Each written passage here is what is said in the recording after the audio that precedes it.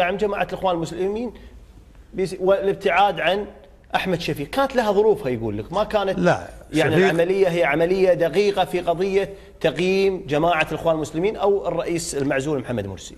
على العموم إذا احنا بنحسب الحسبة تقول كذي صحيح، بس إذا احنا بنخمن، فالتخمين يقول لك الحين كل محافظات مصر طالعة. يعني ايش معنى انتم حسبتوا هذيك ما حسبتوا هذه؟ اول كان اذا طلع توفيق عكاشة لما قال احنا دفعنا 6 مليار دولار عشان نجمع 2.5 مليون ما قدرناش، انتم عاوزين تجمعون ادفعوا. قاعد يقول حق الدول الخليج تبون ينسقط لكم مرسي ادفعوا فلوس، دفعتوا لنا 6 مليار ما يكفينا، بعد نبينا 6 مليار.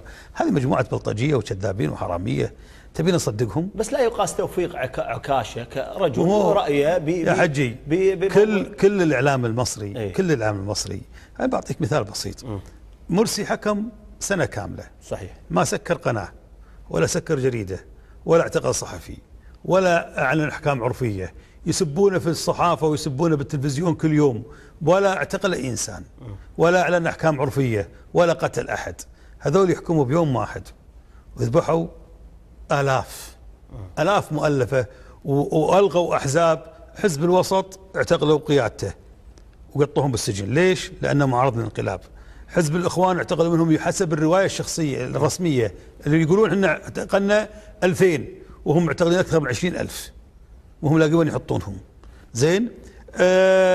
سكروا المحطات، اقتلوا الناس بالرشاشات. انتم عندكم عقول ولا ما عندكم عقول؟ ويا اخوي اذا عقلكم يقولكم هذا مو انقلاب انتم هنيئا لكم بعقولكم.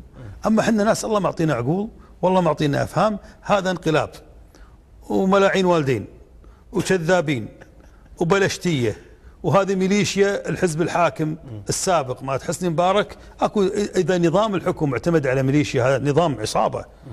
كل نظام حكم اعتمد على ميليشيا عصابات، نظام عصابه. وهل تعتبر الجيش المصري ميليشيا؟